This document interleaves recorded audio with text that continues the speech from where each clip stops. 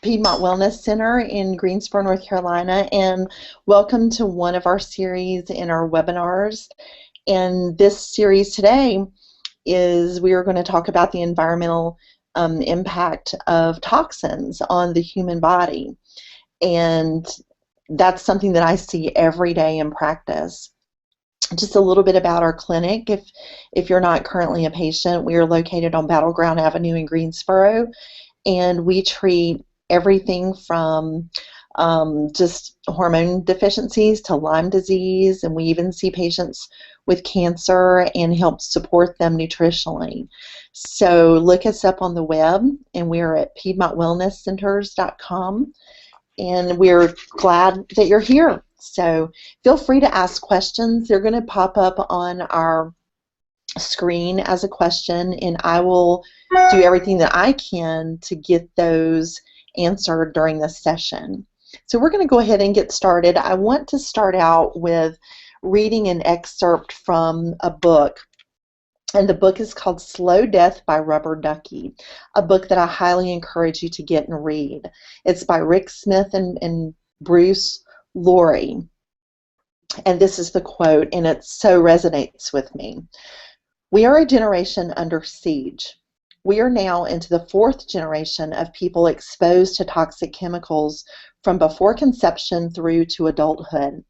As a result of corporate influence over governments, we now find that the Northern Hemisphere is in the midst of a pandemic of hormone-disrupting afflictions, and those are reaching into the homes, stretching beyond the breaking point, our family and social service dollars, and undermining the global economy. Today, a child is born and faces high odds of developing at least one or more of the following ailments due to environmental toxins.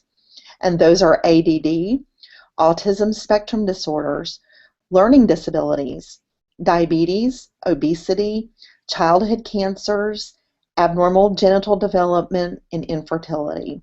There are numerous others, but those are just sort of at the top of the list. Billions of dollars have been given to try to find cures for things like cancer. But the sad part is that billions of dollars have also been fed by tax breaks and through research dollars into the companies like Monsanto Seed Company, who provide the reasons for the toxins in the first place. So to me, that's my soapbox. That is one of the reasons that I do what I do, because I am dealing with the toxic effects of those environmental pollutants. Okay, and let's go ahead and get started with the slide presentation. How many of you had symptoms that have gone unexplained? Perhaps you've been chronically fatigued or suffering from debilitating migraines. And I see this every day. Probably the most common symptom that I see with my patients is chronic fatigue. Perhaps you have a child with autism, or you have been diagnosed as bipolar. You may ask such questions as, where did my cancer come from? And those are great questions, because when you go to traditional medical clinics, most of them are going to be treating your symptoms rather than going underneath the surface to try and figure out what is wrong. For illness to develop, there has to be an underlying reason, and I want you guys to really grasp that concept. Illness just doesn't happen. We were not designed that way. God did not create us as sick human beings. There had to be some sort of influence on that health for us to get sick. What are those reasons? Environmental toxins. And I will put those in capital letters because I see that. I have seen it in practice for the past 10 years. For the first, I guess, 20 years of my career, I was in traditional medicine and was the one with the pad writing the prescriptions to treat all the symptoms. In the last 10 years, I've gotten into integrative medicine, which is where I am searching for those underlying causes, and it's made all the difference in the world to patients. The two most common sources of toxic exposure to humans, number one is heavy metals, and those are one of the most dangerous of all environmental toxins. Although they are part of our natural environment, such as we find heavy metals in our soil, Many are toxic to the human body, and for reasons that might incorporate genetics, some of us cannot get rid of those toxins. The heavy metals that are most commonly the source of problems are iron, lead, cadmium, arsenic, mercury, aluminum, antimony, chromium, cobalt, copper, manganese, selenium, tin, thallium, and uranium. And you may look at those and say, well, how in the world would I come in contact with those things? Well, just simply by walking outside and breathing the air, you can come in contact with these things. So it's a lot easier than you think. There are also toxic chemicals, and these are just a few that we'll highlight, but formaldehyde, benzene, hexane, toluene. Those are chemicals that we find in everyday products that we see, which is pretty scary. And you can see here the picture of a smokestack from a company that's emitting emissions that are pollutants. And one of the dangers is when you live near a power plant, and in fact in Greensboro we can see one from Blues Creek, the power plants that are streaming those emissions, those have a mercury byproduct. So if you have children that your teenagers that have wanted to swim there in the creek or the lake, just remember that that lake is warm for a reason, and the lake is warm because of the runoff from the chemicals that the power plant is using. So just beware. I have a lot of really sick patients who live in a close proximity to places like power plants and even rivers. And you'll see up on the top right screen paint, and that's lead-based paint. And some of you think, well, yeah, they don't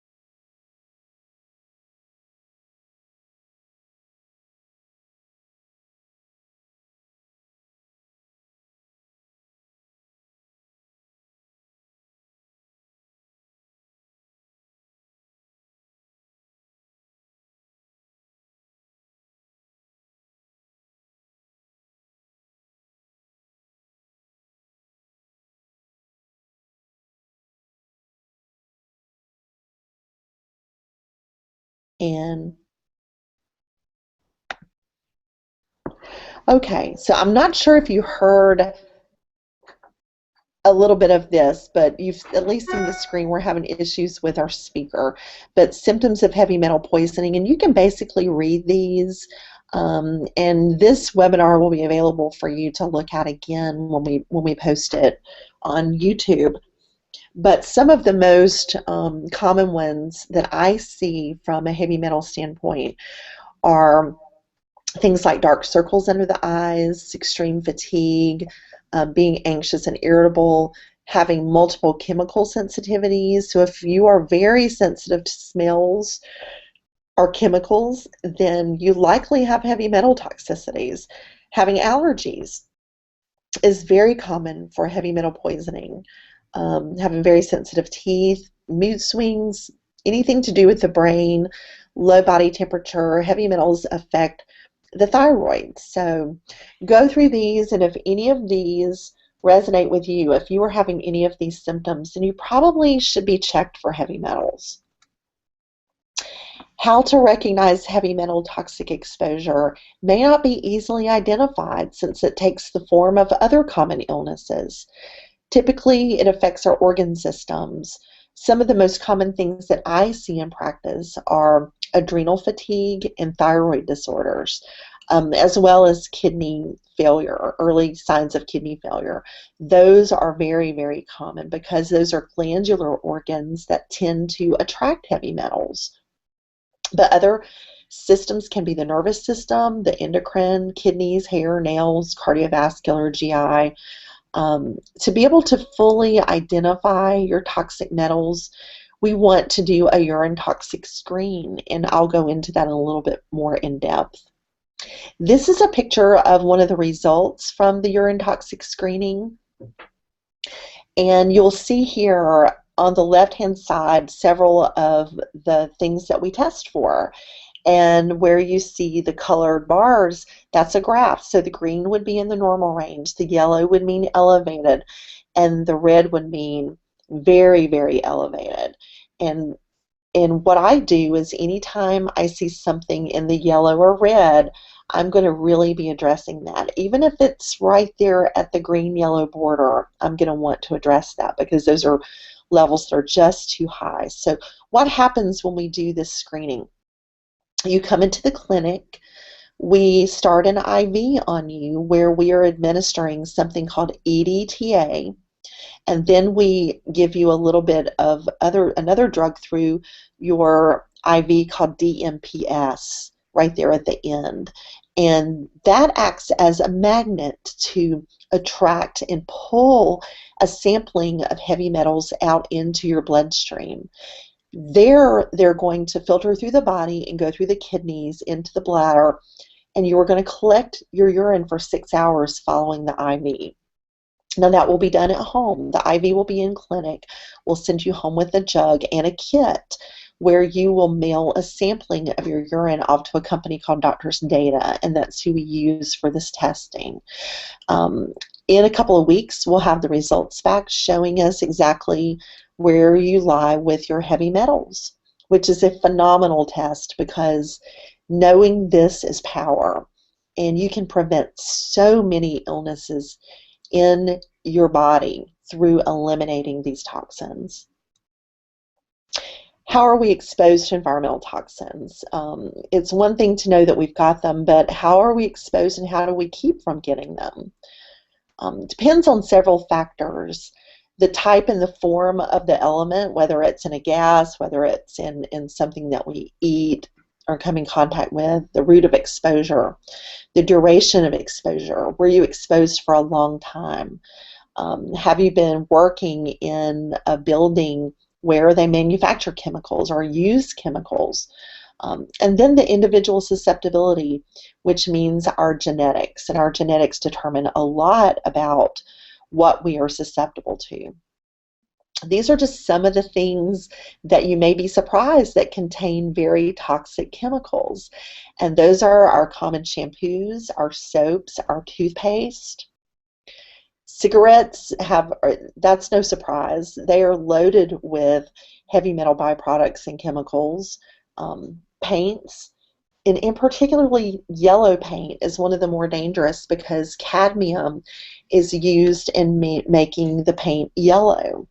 Cadmium is one of the heavy metals that I detest because out of every single breast cancer patient that I've ever seen and tested their heavy metals, they're always elevated in cadmium. You get cadmium from cigarette smoke as well, and that can be even secondhand smoke. And then in the bottom right-hand corner, you'll see cosmetics that we as women use on a very daily basis. And we are exposing our bodies to cancer-causing agents just through our cosmetics. Now, mercury is such a toxic chemical, and I wanted to just kind of give a little attention to this by itself. Mercury is the most alarming disease-causing source of environmental toxicity. Toxic effects of mercury range from chronic fatigue, fibromyalgia, and my goodness, how many people I see on a daily basis with both of those, to depression, bipolar disorder, schizophrenia, anxiety, obesity, dementia, Parkinson's disease, cancer, heart failure, autism, ADD, heart disease. The list just goes on and on and on. And I'll give you a little personal story of a couple of patients who came to me a few years ago, and both were on medical disability. Both had a mouthful of amalgams, and both had been diagnosed with early onset Alzheimer's, and this was a couple. Well, I recognized the symptoms of mercury toxicity in both of them. I had them, over the course of a few months, have their amalgams removed. We then went through a series of chelations, which we'll talk about in a little bit. And surprisingly, both patients suddenly recovered from their quote-unquote Alzheimer's symptoms and were fully functioning adults again. Both were in their mid-50s. Both were able to return to work after being told that they had Alzheimer's and could never return to work again. So mercury is pretty dangerous. It hits to the brain, and that's where part of the danger lies. Most common sources of mercury, of inorganic mercury, would be dental amalgams and vaccines, light bulbs, thermometers. The newer cost-saving light bulbs that are the twisty kind, throw every one of the ones that you have away. Those are horrible for the environment. They have, I forget how many times the mercury that the other light bulbs had. So get rid of those. Sources of organic mercury would be things, and these are natural sources, fish and coal. So fish their gills, when they glide over the ocean water, and the larger fish tend to be the ones that are the most mercury toxic, like tuna, swordfish, those kind of fish. So avoid those at all costs if you can, because it's just virtually impossible to avoid getting contaminants by eating those foods. And then coal-producing counties, several in Virginia, of patients that I see, some very, very sick, who have mercury toxicity by simply living in the county where they have a lot of coal production and coal digging. People with amalgam fillings have significantly elevated blood mercury levels, 3 to 5 times more mercury in the urine, 2 to 12 times more mercury in their tissues than those without amalgam fillings. Very, very dangerous what we have in our mouth. You absorb about 80% of the inhaled mercury vapor. So if you think about going to the dentist and sitting in the chair and they are drilling into a tooth that already has mercury in it, you're absorbing about 80% of the vapor that is leaving that tooth. When you eat fish with mercury, you're absorbing 100% of the mercury that's in that fish. You're absorbing that into your gut, which is then going to be dispersed to organ systems in the body. Once this mercury is in your body, it is then primarily distributed in the kidneys and brain and can be readily transferred to the fetus via the placenta. And I think that's where we have a lot of problems with autism and learning disabilities and ADD is because mothers unknowingly were transferring mercury to their unborn babies through having mercury amalgams and through other processes that transmit mercury. Remove your amalgams if at all possible. It may save your life, and it is so true. Now we're going to get into a couple of the chemicals that we may come in contact with. Formaldehyde is one. The dangerous use of formaldehyde, it causes watery burning eyes, irritation to the skin, nose and throat, headaches, nausea. These are all possible side effects of exposure. The long-term effects include cancer and leukemia.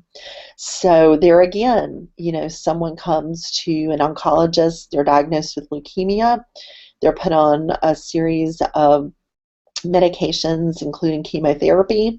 Does anyone ever look and try to figure out where did this come from? Normally not, which is scary. These are some of the products that may contain formaldehyde, and things that I guarantee you have in your medicine cabinet or your pantry right now, and those are lotions and shampoos and sunblock, soap, cosmetics, body wash, toothpaste, baby wipes. Baby wipes! Doesn't that make you crazy? Bubble bath. We're exposing our children to unbelievable amounts of toxins every day. Benzene. Benzene is one of the 20 most widely used chemicals in the U.S., and it's used to make plastics, resins, nylon, and synthetic fibers. So part of what we use to make some clothing that we wear. It's used in photography, rubber, lubricants, dyes, paint, detergents, list goes on and on. It has been used as a gasoline additive in the past, but that has been greatly reduced. The largest industrial use of toluene is in the production of benzene. Lots of toxic effects, including heart conditions, unconsciousness. We, again, will have this available, and you can read this a little bit more in detail later if you want to. But just know that long-term exposure to benzene, and a lot of us have long-term exposure, can decrease your red blood cells. That leads to anemia. It can also cause excessive bleeding and affect your immune system, increasing your chances for infection. So if you have infections that just keep coming and going, wonder why. Hexane. You'll see the little elves down below making shoes, but hexane is used in the production of shoes. Very common in also furniture making, which here in Greensboro, we live near one of the biggest furniture manufacturers in the world there in High Point. It's also used in the food industry. Short-term effects include headaches, dizziness, confusion. Again, these are symptoms that you can experience on a daily basis and not know where they came from. Could it be that it is coming from your environment? High levels have been associated with neuropathy. And I have a lot of patients who are diagnosed with peripheral neuropathy, which is numbness and tingling in the extremities. Anyway, lots of symptoms. Now, let's talk about how can we get rid of heavy metals. And there's a process called chelation, and we do this here in our clinic. Chelation is the process of binding with a heavy metal and pulling it out of the body, almost like having a magnet and attracting these metals and pulling them from the cells. This can be done through an IV route here in our clinic, or we can prescribe an oral and suppository protocol. Both protocols are very effective. For an IV protocol to work, you need between 15 and 20 IV sessions. For the oral suppository protocol to completely remove the toxic metals, probably will take you between 1 and 2 years. You cannot pull these things out overnight. If we did, it would make you deadly sick and could potentially kill you because of the toxic effects. So we have to remove these out very slowly. It's very effective. The IV chelation can be a bit pricey when you consider you need between 15 and 20, but It is so much better to put our dollars into something that we know will improve our health, and this will produce incredible health benefits. Again, it can take a year or two to effectively remove these toxic stores. Ways to minimize our toxic exposure, and this is so important. If you walk away with anything, walk away with this slide.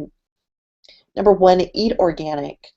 Foods that aren't organic are going to be exposed to the hormone disrupting chemicals that are used in pesticides and herbicides, and that wind up sitting in our soils, and as crops are grown, these foods are absorbing these toxins. So eat organic when you can. Sweat, so exercise. It's easy for us to get rid of toxic chemicals, especially. Now, heavy metals are a little bit more difficult to remove, but toxins that we come in contact with that are chemically based, we can sweat those out a lot of times. So getting in a sauna, getting on an exercise bike, walking, running, anything that causes you to sweat.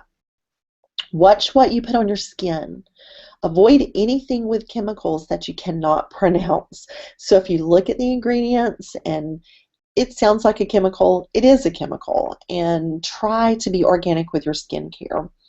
Cut out the saturated fat. Toxins love fat, and I'm talking about the chemical exposures, the inhalation types of chemicals as well.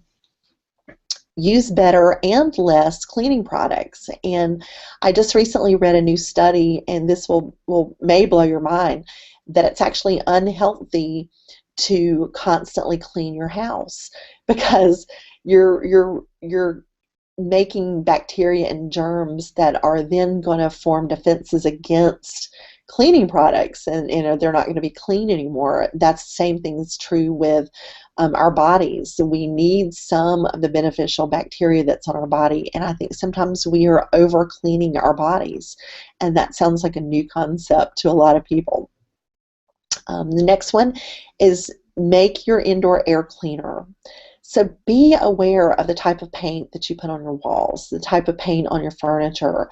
Be aware of the carpet, your cleaning supplies. Do not smoke, but especially don't smoke in your home. Don't allow other people to smoke in your home. Avoid plastic and non-stick cookware. If you have non-stick cookware, those Teflon coated things, throw them away. Cook with stainless steel, cast iron. You will be getting a little iron from your cast iron, but it's so much better than getting the mercury and a lot of the other toxic metals from the non-stick cookware. Drink 2 to 3 liters of water a day, and that's to help flush out toxins. And last thing, just be aware, make changes. And the reason I put the rubber ducky there is that these rubber duckies, the ones that we grew up playing with, contain like 20 different cancer-causing agents, and a lot of people aren't aware of that these little rubber duckies, now they may have changed them, but at least the ones that I grew up with are highly toxic. And that is it. So hopefully we gave you just a brief picture of what environmental toxins can do to your body, and ways that you can minimize those, ways that you can get rid of those. And if you want to find out if you have toxic chemicals or metals in your body, give us a call here at Piedmont Wellness Center. We will be glad to do heavy metal testing on you, and then we'll suggest which route would be best for you to get healthy. If you are a patient that has had cancer or any serious disease process, it should be absolutely mandatory that you have these things checked, because to me, if you are going to go to the trouble of chemotherapy and these long-term treatments for illnesses like cancer, yet you're not addressing the underlying cause, it's like beating a dead horse, and that may eventually revisit you again. So it's important, vitally important, to go underneath the surface and figure out where in the world your illness came from. So hope you all are going to have a great day. please give us a call, 336-632-9944, and let us know if you have any questions. And you can do that by emailing us here at the office or by giving us a call. Thank you very much.